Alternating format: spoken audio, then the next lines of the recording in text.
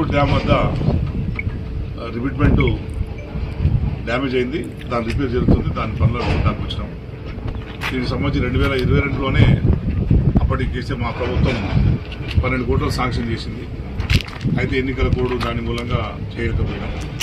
ఇప్పుడు దాన్ని పనులు మొదలుపెట్టారు. కానీ పనులు మొదలుపెట్టడంలో అధికారుల మధ్య సమన్వయ లోపం చాలా స్పష్టంగా కనిపిస్తుంది. ఈ రివిట్మెంట్ దాన్ని సెట్ చేయడానికి, రిపేర్ చేయడానికి మొత్తం నీళ్ళన్నింటినీ ఖాళీ చేసింది. సింగూరు మొత్తం ఖాళీ చేసింది. 29 టీఎంసీలు ఉంటే ఇప్పుడు 5 టీఎంసీల వరకు మాత్రమే నీళ్ళు ఉంచి దాన్ని రిపేర్ మొదలుపెట్టారు.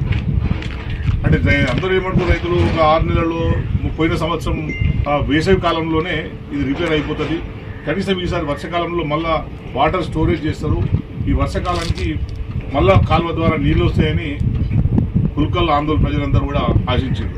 కానీ ఇక్కడ పనులను చూస్తుంటే ఈ సంవత్సరం కాదు కదా, ఇంకో వచ్చే సంవత్సరానికి కూడా కాలువలకు నీళ్ళు వచ్చే పరిస్థితి కనిపిస్తలేదు. ఎందుకంటే ఇక్కడ మనమున్న ఈ ప్రాంతంలో బ్రిడ్జికి ఆనుకొని ఉన్నది. ఎందుకంటే నీకు గేట్లకు దగ్గర ఉన్న ప్రాంతం డ్యామేజ్ అయింది. ఫస్ట్ నీళ్లు కాల్ చేసిన తర్వాత ఇక్కడ నుంచి రిపేరింగ్ మొదలు పెట్టాల్సింది. కుడి ఎడమ సైడ్లో ఉన్న రిపేర్ మొదలు పెడితే ఇంకా ఎక్కువ నీళ్లు స్టోరేజ్ చేసే అవకాశం ఉంటుండే. కానీ అధికారులు ఏం చేస్తారు, చివరి నుంచి రిపేర్ చేయడం మొదలుపెట్టారు. అటు చివర ఇటు చివర రిపేర్లు మొదలు పెట్టారు. అంటే గాయం ఒక దగ్గర ఉంటే కట్ట ఒక దగ్గర కడుతున్నారు అనమాట. ఓ దగ్గర దెబ్బ తగిలితే ఇంకో దగ్గర మందు పెట్టి కట్టే పరిస్థితి ఉన్నది. ఇక్కడే కనుక రిపేర్ చేసి ఉంటే కనీసం ఒక 10 టీఎంసీలు 15 టీఎంసీలో అక్కడ 12 బ్లాక్లు అయినాయి. అదే ఇక్కడ నుంచి 12 బ్లాక్ అయిపోయి ఉంటే కనుక 12 టీఎంసీలో నీళ్ళు ఉండేది, కాలువల ద్వారా నీళ్ళు వచ్చేది, విషం బయటకు నీళ్ళు అందేది.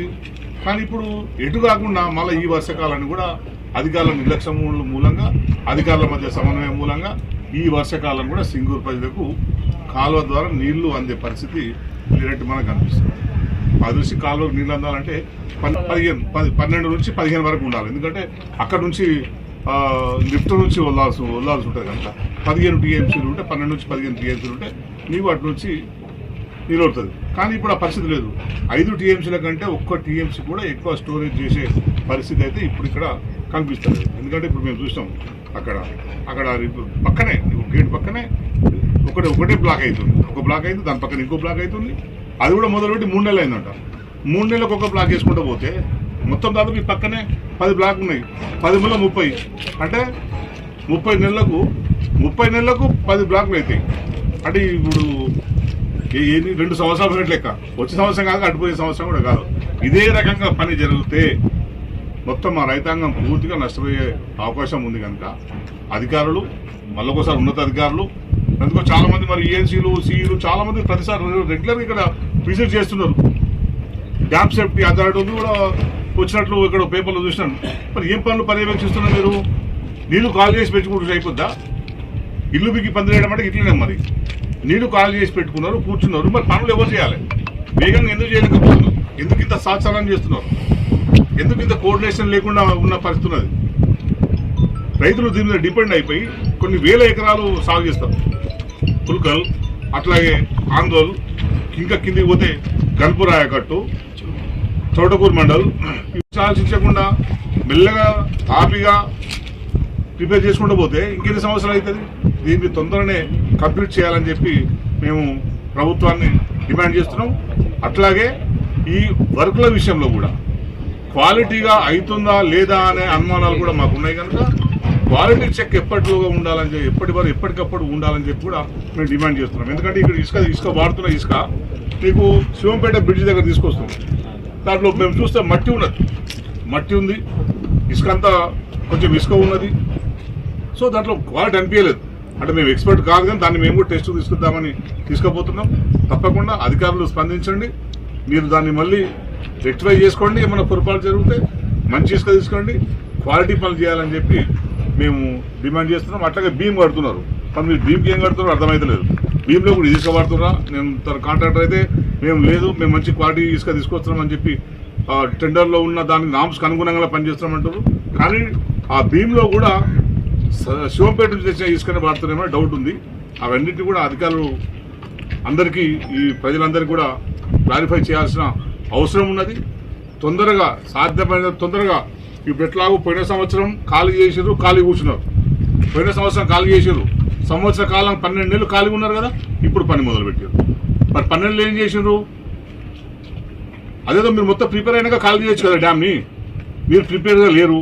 ఎట్లా పని చేయాలని మీకు ఒక రోడ్ మ్యాప్ లేదు, దానికి ఒక ప్లాన్ లేదు.